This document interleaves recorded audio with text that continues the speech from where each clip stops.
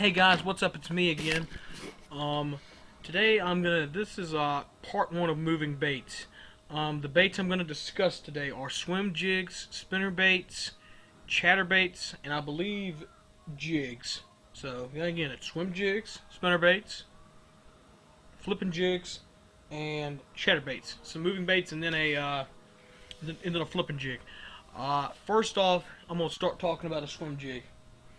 Right now, holding my hand, a Booyah 1/4 ounce white shad swim jig with a grub as my trailer. It's a white grub, and one of my friends or acquaintances, David Dudley, he's a pro on the FOW tour. He has a video out on YouTube about this. And you can watch that for more information on the swim jig. He may be able to tell you more about this particular Booyah jig. But right now, I'm going to tell you my setup for it. I like to throw it on 12-pound test, fluorocarbon or monofilament, it doesn't matter. 7-1-to-1 reel, bait casting reel, Abergacia Pro Max, 7-foot medium heavy action Berkeley lightning rod shock. That's my setup for this bait.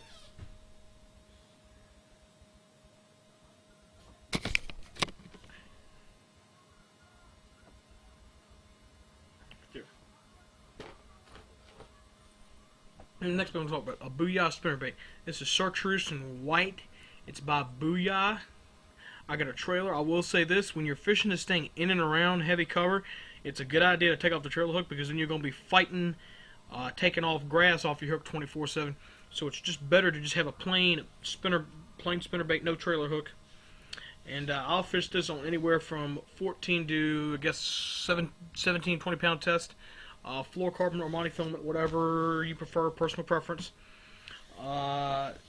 Same setup. 7-1-to-1 bait casting reel, Abergacia Pro Max, 7-foot medium heavy action, Berkeley lightning rod shock, and that's my setup for spinner baits.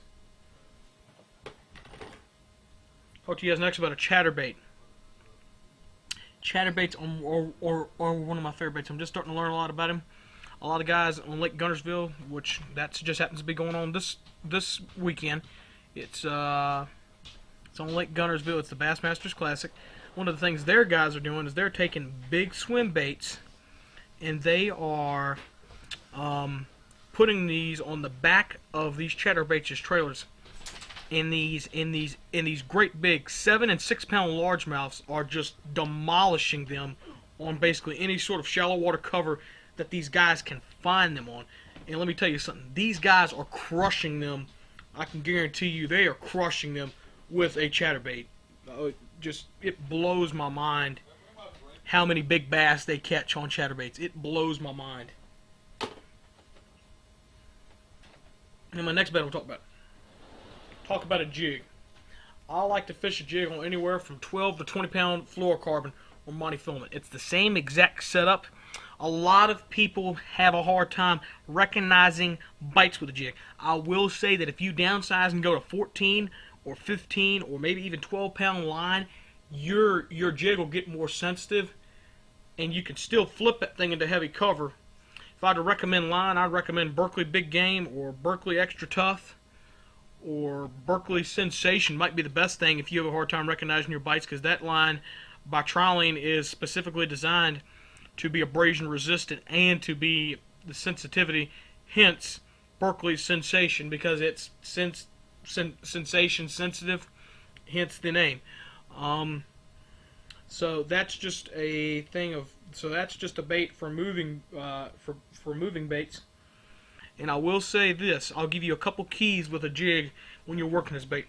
Number one, when you work a jig, pay attention to a couple things. If you can feel a bass nibbling at your trailer, not at your jig, that means a bass possibly has it. Number two, if you lose all contact with your jig, and if you feel something bite at it real quick, and then you feel him sucking it in, and which trust me, when he sucks that jig in his mouth, you're gonna know that you got a fish, because either one or two things is gonna happen. Either that bass is gonna sit there with it, and there's gonna be slack in your line, and as soon as you tighten up a little bit on your line, he's gonna start moving around with it. But let me tell you something. If you see your line moving around in a circle, or if you're seeing it going zigzagging all over the place, 9 times out of 10 you got a fish on. So I just wanted to give you guys a few tips on a jig, because I know a lot of people have a lot of trouble with it. And trust me, you guys aren't the only one. I have a trouble fishing a jig too. I'm trying. It's a learning process. The more, to be honest with you, the more you use this bait and the more you learn about it through videos and through friends and through other fishermen and through professionals, the more better you will be equipped to fish a jig. Stay tuned for part 2 of moving baits, and trust me, you guys won't be disappointed. This is Bassin with Mike, and have a great day.